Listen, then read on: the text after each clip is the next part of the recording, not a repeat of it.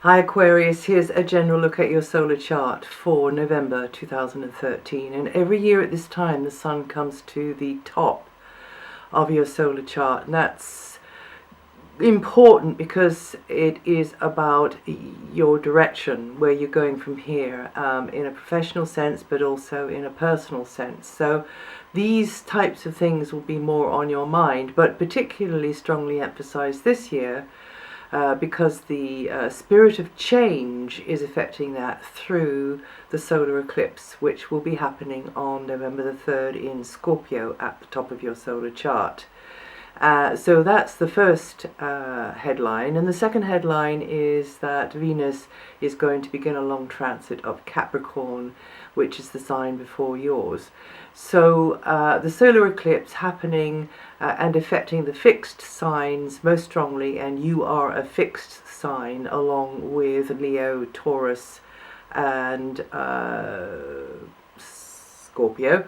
This solar eclipse will be in Scorpio, conjuncting with Saturn, Mercury and the north node of the moon at the top of your solar chart. So that means it's a good moment to push forwards with anything which can support career improvements, which can underpin goals, ambitions, your place on the map, your position within a structure, a hierarchy, a tribal hierarchy, a social circle, anything like that will need a very practical, responsible approach as you go forwards here anyway, because of the position of Saturn. But the eclipse energy allows for new beginnings there, and so if you were to put one foot in that direction over the 24 hours before the eclipse, or actually at the moment of the eclipse, then that sets up that pulse of energy which will then spread out over the subsequent 6 months. So, you know, solar eclipse energy has a lot of momentum with it, and you can make steady progress from there. So of course the Sun's in that area there, and reputation, or how you're packaging something, how you're coming across with your image, and all of that is going to be more in your mind, wanting to make a good impression on certain others, and maybe crossing paths more with authority figures or officials, or those in positions of power, or shall we say a position to help you up the ladder, as it were. Mercury is also in that area there, so your thoughts are very much turning around, centered around those types of things: short-term plans, longer-term considerations, career, a new enterprise, a new project, and thinking about, you know, being aware of how things are unfolding, maybe across the wider stage, across the world, keeping your ear to the ground, keeping alert to that. Putting mental effort into expressing yourself in the best way you can. Maybe putting your thoughts and opinions, your knowledge out there. You know, kind of floating that out there through some method of communication out there into the world, either, you know, in written form, spoken form, or any other form where your contribution can be shared by other people. And also travel, transport may be more on your mind, vehicles as well, communications equipment. And Mercury's retrograde as the month kicks off, so be aware that that slows things down, and you're waiting on a reply, or you're waiting for somebody to get back to you maybe, or it can be, you know, postponements or delays in travel plans, or schedules change, or it just tends to delay things. But from the 10th, Mercury does go retrograde, and then you can move more freely and smoothly towards your goals. Also, as the month kicks off, Venus is in a very friendly, sociable area. You feel the support of others, you feel the appreciation of others, you appreciate your friends, you appreciate maybe certain others within a club or a group or an association of some kind, for work or otherwise.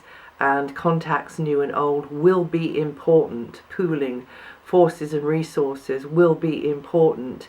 and perhaps materially beneficial. You scratch my back, I'll scratch yours, and it can come not so much through what you know as who you know with that position of Venus there. So polish up those people skills, Aquarius. But then from the 5th, Venus does go into this for you in your solar chart, very background area, meaning that you can be creating and supporting from behind the scenes a lot more, maybe. And also maybe inclined to tuck yourself away or not to come forward too forcefully with you not be out there all singing or dancing, being more economical, more boundaried with your energies, and go in for more self-pampering, go in for as much as you can be doing from the background, in the background, beavering away on a magnum opus in the background. Some relationships can feel a bit uncertain, maybe to do with your love life or not. It might be other sorts of relationships, and it can be that you're harking back to the past a bit. You're feeling nostalgic. You're reaching to the past, and you're touching base with the past, but also you're touching base with yourself. And there's a very communicative dog out there barking. I don't know if you can hear her.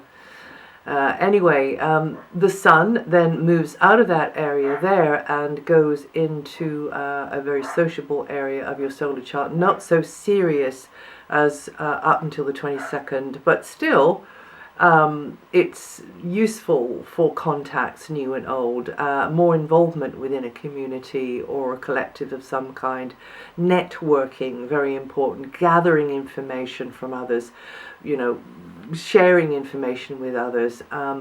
It's a future-orientated position for the sun, so thinking ahead, thinking to the future, progressing with something that maybe you've been waiting to progress with for a long time. Networking is a key feature here. Yes, not what you know, but who you know, maybe. So now Mars is in an area of transition. So you're having to let go of one set of circumstances or standpoint, or it can even be behavior or habit and routine for another. So it can be any of those, or something similar maybe, or something completely different.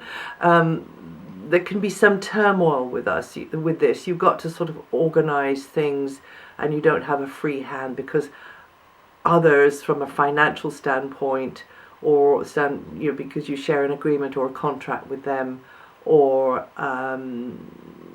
just a moral obligation, really, or they with you. So all of that is kind of getting the thing a little bit involved and convoluted, and as I say, it can be a little bit to stir up feelings a little bit there. There can be debts that are due or owed. There can be a legacy of some kind, a windfall of some kind, but that then can trigger you into very dynamic action with things, but likely to be triggered into dynamic action from the deeper part of you, from your back, as it were, from the heels of your feet rather than from the front and the toes.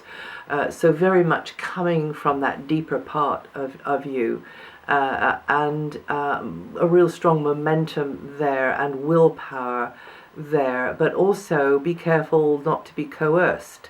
Be careful not to feel that somebody's value structure is crashing up against yours, or if that's happening, because maybe you can't avoid it, then just try and find the win-win solution.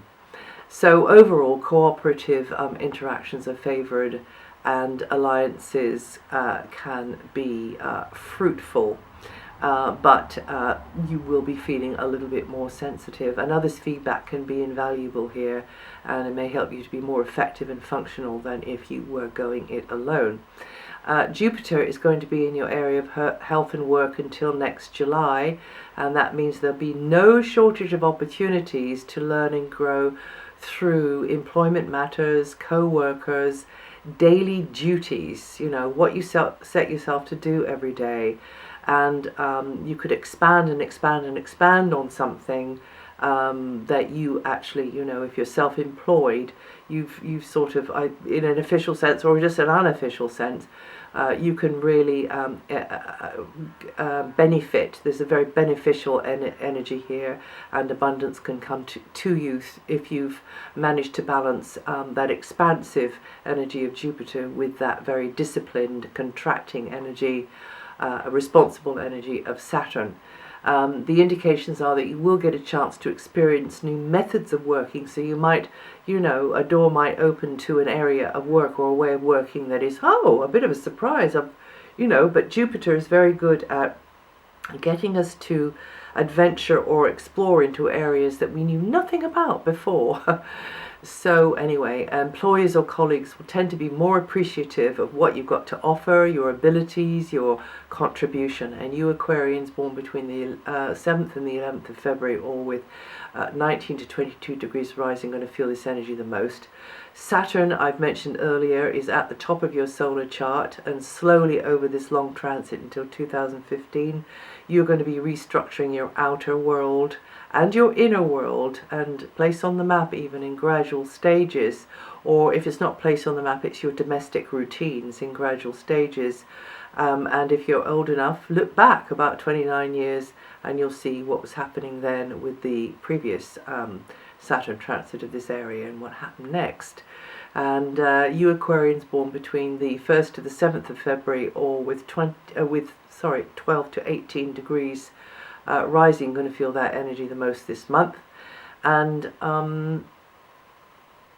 that's it for November. Just to say that Saturn, Jupiter and Neptune are underpinning a vibration which positively supports you in a material sort of a way, and give you a deeper insight into what is of most value to you in your life now. So even if some of you, downsize or take a pay cut even, that's because you value what that can bring to you. And new work possibilities are on the horizon and could connect you to travel or to another culture. So that's it for November. If you know your rising sign or your moon sign, it can be useful to listen to those. And if you want to see the degrees of your sign that the outer planets may be affecting this month, the other ones I haven't mentioned, that'll be on my website. And I will see you the next time.